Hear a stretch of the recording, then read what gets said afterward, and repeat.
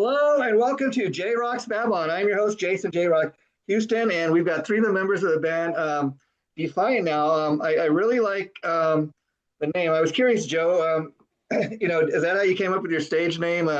Joe Defiant kind of named yourself after a band, or did you name the band after you?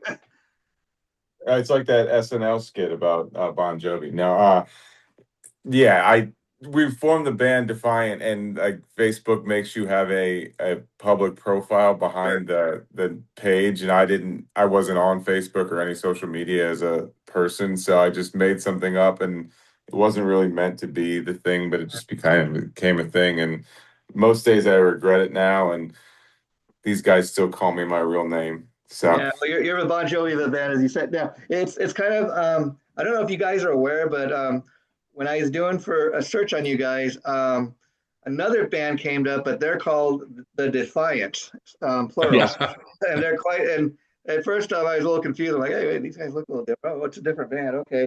Um, and so let's talk a little bit about how long have you guys been together as a band? Eight This is years. year eight, right? hmm All Longer original, than the Defiant, that's for sure. yeah, Yeah. all original members.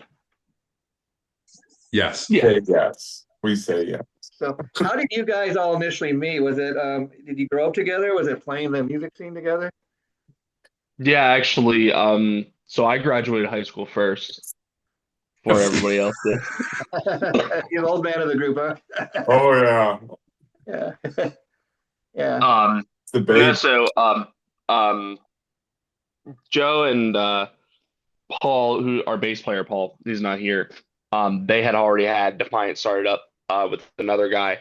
And I had been out of the music scene for a while, and I decided I want to kind of get back into it. But like normally, I'm a guitar player, but I kind of wanted to do stuff with singing.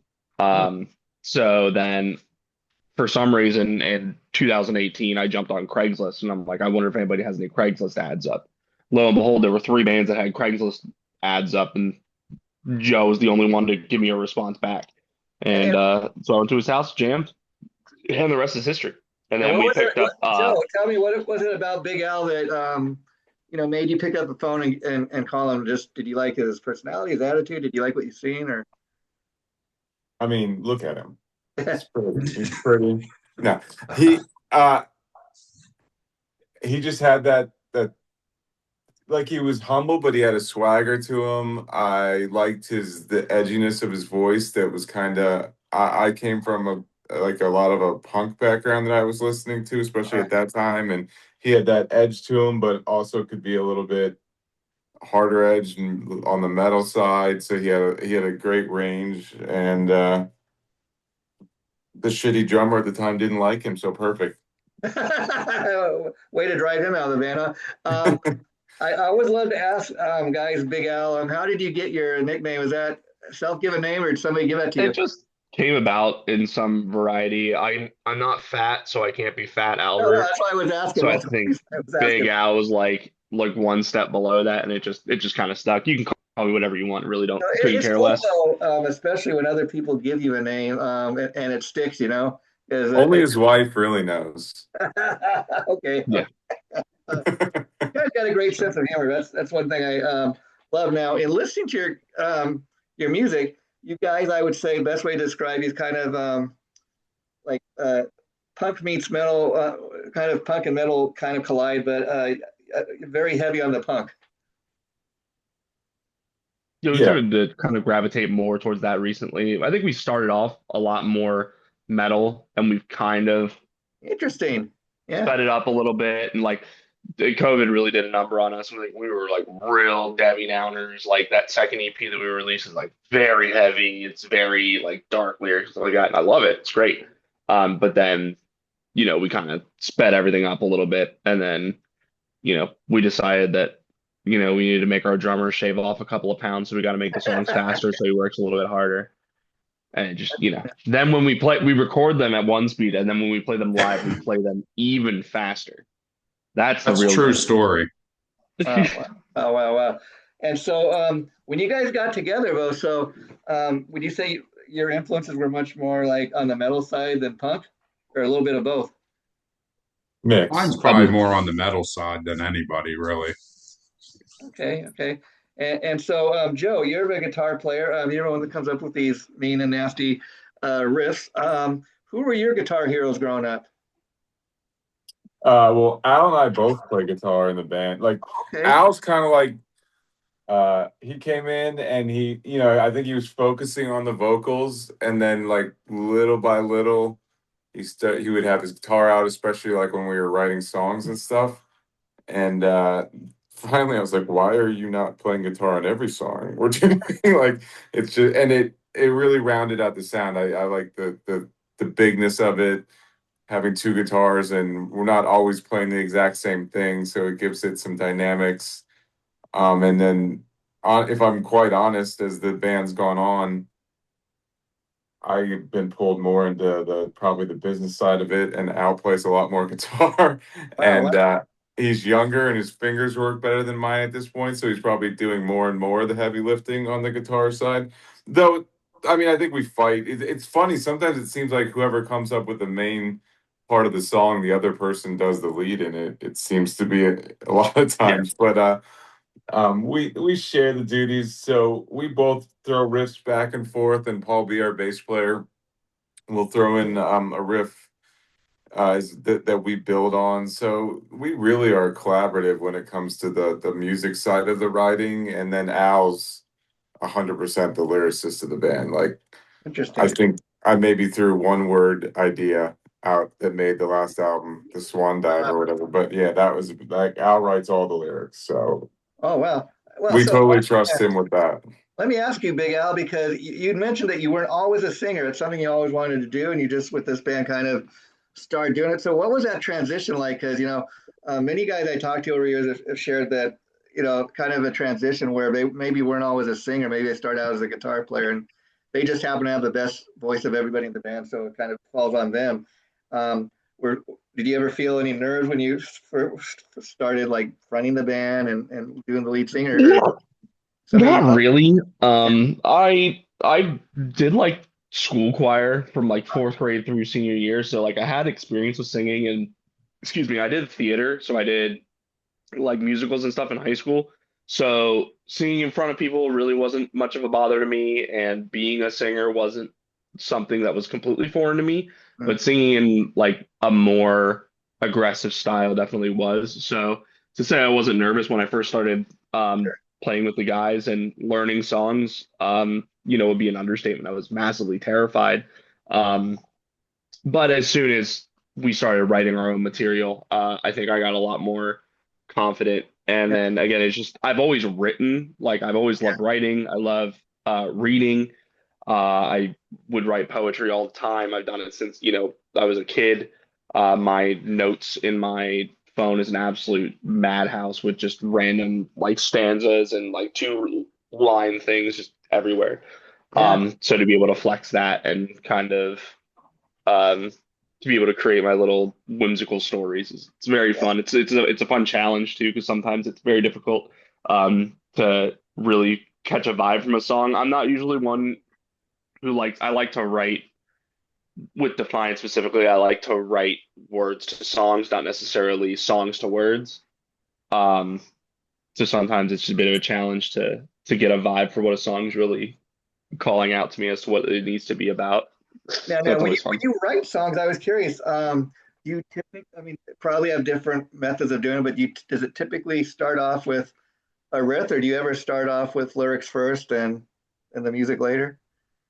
I'm trying to think if there's anything in Defiant that has started with words, and I really think maybe there was one song, maybe Wendy.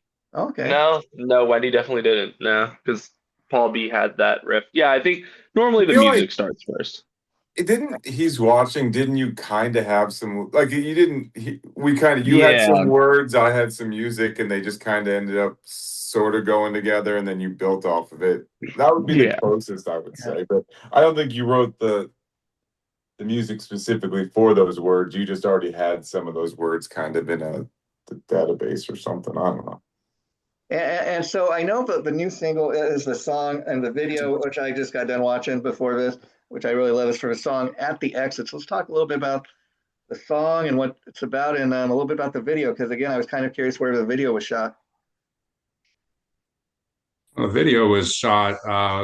We had our release show for the EP back in January, and our film crew came down to the club we played, and they filmed the whole video live, which was really sweet. So, Cool. Yeah. I mean, what I liked about the videos was aspects where you get the band kind of backstage, walking up to the stage, your performance, great performance video. I just love the way you guys did that. And it comes across as like, I watch that and it's like, man, um, those guys that look like they kill it live. I would love to go see a show, you know, and I think you accomplished that with the music video. Yeah, that was the Thank point, Yeah, to get the live show and the atmosphere around it, and kind of like, though it, to us that day was what, 10 or 11 hours long. right. Getting to 3.5 minutes or whatever it is at the end of the day is all that really Right. matters out of our 11-hour day. And how involved are you guys with the editing of the video, or do you give it to somebody else to take care of that? Well, we have a whole crew. We have like a whole unit of dudes that do that. Nepotism is a really cool thing. So There you go. when Yeah. one of your band members' child just happens to be a cinematography prodigy and their boyfriend is really good with the camera, Keep it in the family, and that keeps it cheap, right? Yeah. and No. so they do all the Yeah. editing, and it also doesn't know it does not keep it cheap. A little cheaper, maybe, than what it would Well, Who knows? I think it allows us to do bigger videos than probably we should be doing at times. If you've seen Yeah. some of it, this one was not a massive production. Like, it was a 1-day shoot at a concert. Like, our day didn't really change as a Yeah. band because of the video shoot, but we've done some other ones that were like, Let me ask Wendy's you, probably the most in-depth one, right? what's that? Yeah. Wendy, that was probably the most in-depth one, right? That and Viva both had like multiple set locations, so we were traveling to different spots and setting up and tearing down. And But Wendy was like the whole weekend. We did that over Yeah. True. 2 days. Yeah.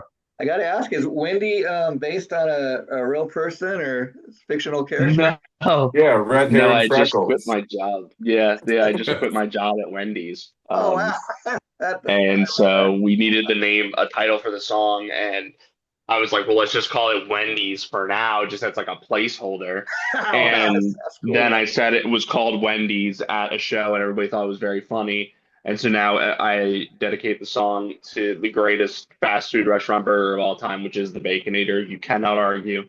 It's the greatest fast food sandwich of all time. You should So, see they give you an endorsement, man, and I mean, you're really spreading the word there through your music. That's great. And talking about great videos, the other one I seen that I really dug was Boys Don't Cry. There's a little bit of a horror element. The clown. I don't know if that's supposed to be Bones of a Clown, Pennywise, but it was great Yeah, fun to watch Pennywise. that. Yeah, That was a fun one to do. I like that one a lot. yeah.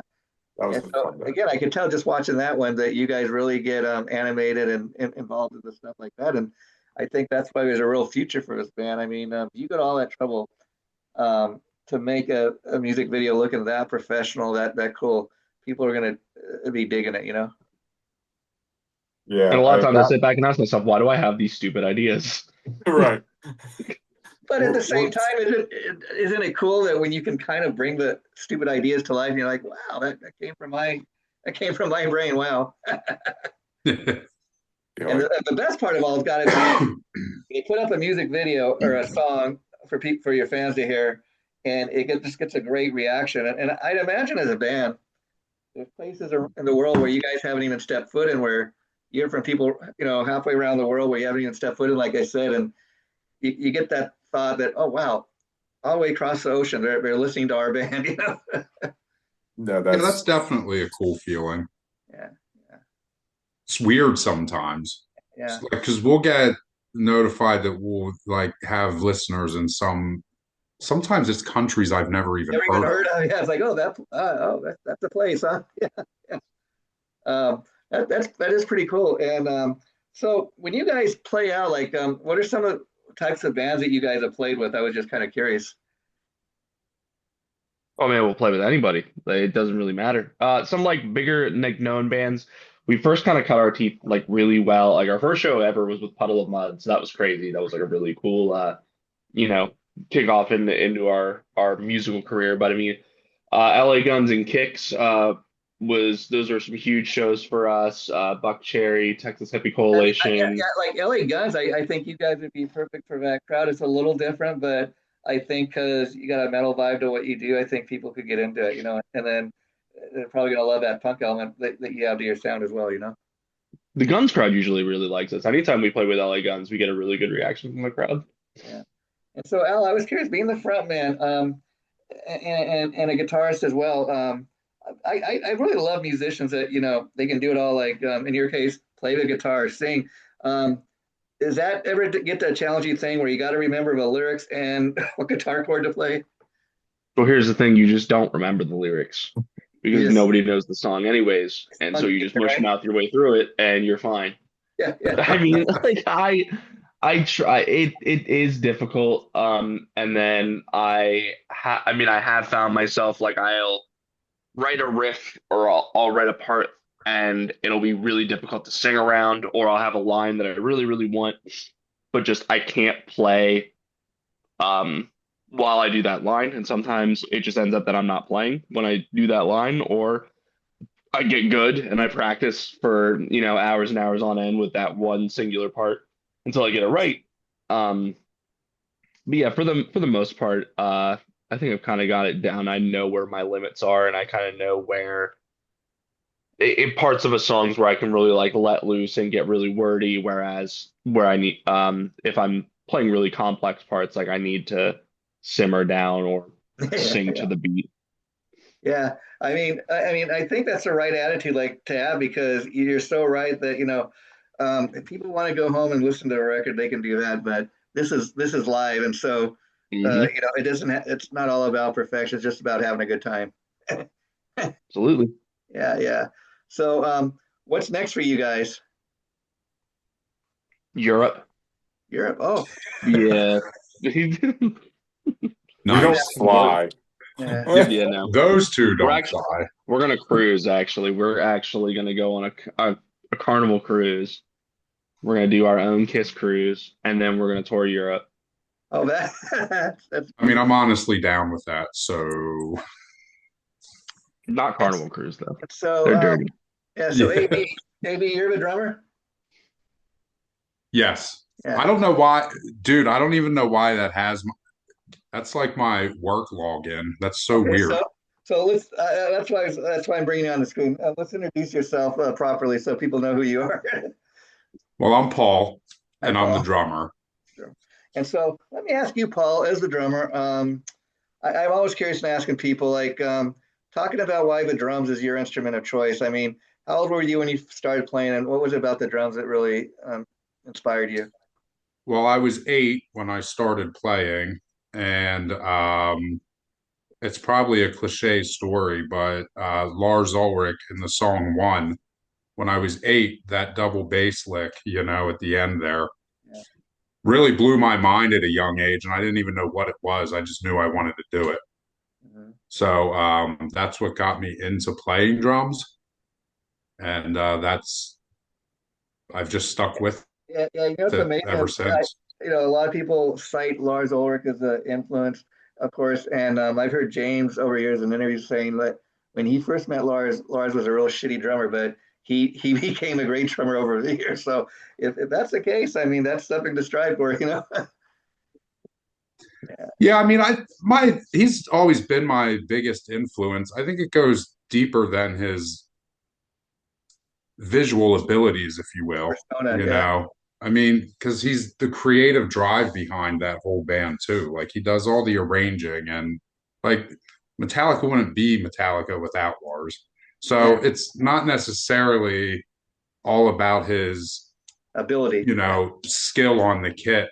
I mean, that's up for debate. I think It's he's a just surprising, phenomenal drummer, Paul, but because if you think about it, typically in most bands, drummers aren't that involved with the songwriting stuff. I mean, maybe only one I can think off the top of my mind that's maybe an exception. That would be like Don Henley or Carmine Appice or somebody like that. But typically the Right. drummers, and you know, in fact, I interviewed Carmine a piece a few times, and he told me, he says, my approach to the drums is, you know, with drums, you think of the drummer in the back of the stage. I want to, you know, make as much noise. I want people to be looking at me. So I play like I'm playing in the front of a stage. That's always, he said, been his approach.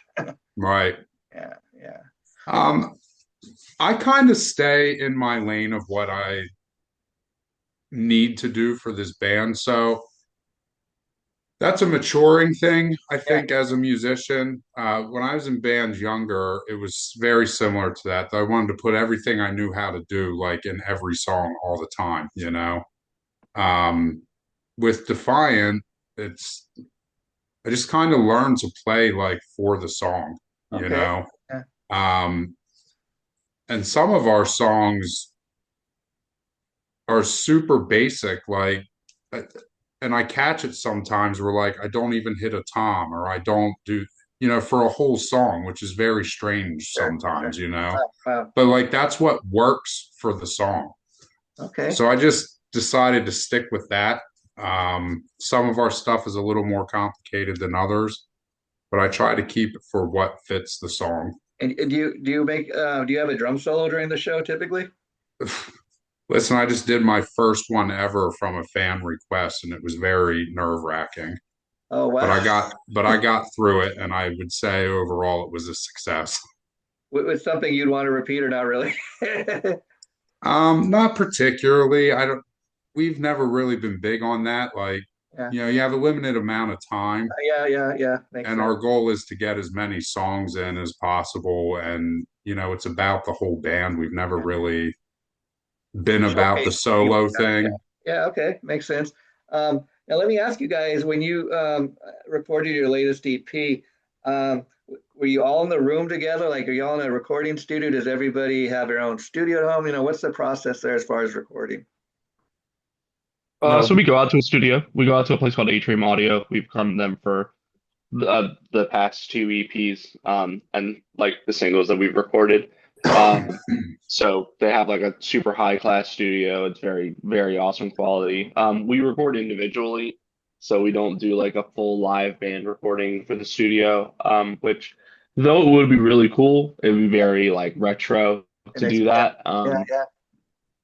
I think just the current musical climate, like when you record an album, you really need to record it perfectly, especially in like a metal setting. You need everything to be perfect. You need everything to be lined up and everything to be crisp because it's what people expect, and that's fine. And Yeah, I'm totally cool with that. But then come see us live if you want to see us mess up, and then yeah, that's there where you you go. get your Yeah, real excitement. yeah, yeah. And so, like Joe was saying, everybody's pretty much involved with the writing. Like when you guys start writing, you just get together and see who's written what, and then kind of pick which songs you're going to record. yeah, we don't write a lot of Sometimes, throwaway sorry, go stuff. ahead. No, I was just saying we don't write a lot of. I think we self edit before we even really bring to the whole band. So we don't write a lot of songs that don't end up getting Take it. recorded. Like there's been one or two that probably didn't make it all the way to the studio, but you know, we're probably self-editing before we ever even get waste too much time even making it a full flushed song. If we've taken the time for Al to write lyrics and to have it all flushed out, arranged, we probably feel fairly strongly about it. And then we just have always done like EPs. Like when we get like 4 or 5 really solid songs, we Mhm. hit the studio because we don't really want to pay for a whole LP at Yeah, one yeah, yeah. time. Yeah, the cool thing about that is everybody kind of does it that way. Everybody kind of gets to have their influence brought into the band and onto the EP. Yeah. Yeah, and so the final thing I want to ask you guys about that I really enjoyed about your music, when you're listening to a band for the first time, you're often asking yourself, who do these guys sound like? What does it remind me of? And definitely, like I said, I would say that my best way of describing it is like metal and punk collide. But what's interesting is I don't really hear too many of your influence. What I mean by that is you guys got your own unique sound. Like I I just say got your own sound, and I know that's a hard thing to do. That's something you guys set out to do, or just kind of the way the songs came out? It takes a very special set of skills to sound this bad. Truly. I mean, like it just kind of happens, man. We just throw everything at the wall and hope something sticks, and we've just kind of cut out our own sound over it. But I think we really haven't, like early on, like obviously, we did covers and we did lots of covers and we still do covers. But like we were basically a cover band. We didn't have any originals. But once we started writing original songs, I don't think we ever approached songwriting as to, oh, I want this song to sound like this band, or I want this No, song no, to no, have no. Yeah, I don't think this sort anybody of does. Yeah, yeah, vibe to it. And so I don't, so I think we kind of, I think because we all have such diverse influences and there's not like an entire large amount of overlap between all of us. So then you put all those together, you get something new. yeah, yeah. And I think you guys are definitely a hard band to pigeonhole in the sense that some people might label you a punk band, some people might think you're metal, a little bit of both, which I think opens the doors a little more to opportunities, being able to play with different types of bands. I think it benefits us greatly in that way because we have definitely played with a large variety of bands, like even on the national level. I think the only one that wasn't necessarily the greatest was oh my goodness, I can't even think of Black their Dahlia name. Murder. Yes, thank you. That was such a clash of fan base. It was Yeah, we didn't get like booed off the stage or anything, but it was definitely all right, where's Black Dahlia at? yeah, yeah, You okay. know. Yeah, yeah, yeah. Well, Paul, Big Al, and Joe, it's great meeting you guys. Have you on? I'd love to have you guys come back. Like I said, I'll have the interview up by tomorrow morning. Thanks for coming on. Anything you want to say to folks? Appreciate it, man. Thanks for checking us out. Thanks for listening. If you find that we're something you enjoy listening to, tell like two of your friends and have them tell two of their friends and two of their friends. We're like a pyramid scheme, except nobody's making money. We're all just listening to good music. And I got to say, Big Al seems like he's one of the most humble front man I've ever met, and he's got a great sense of humor as well as his bandmates. Thank you, brother. Have a great chemistry. So thanks for doing this. It's great getting to know you. I'll talk to you guys later. Take care. Thanks, Jason. Sounds good. All right, Thank you. thank you.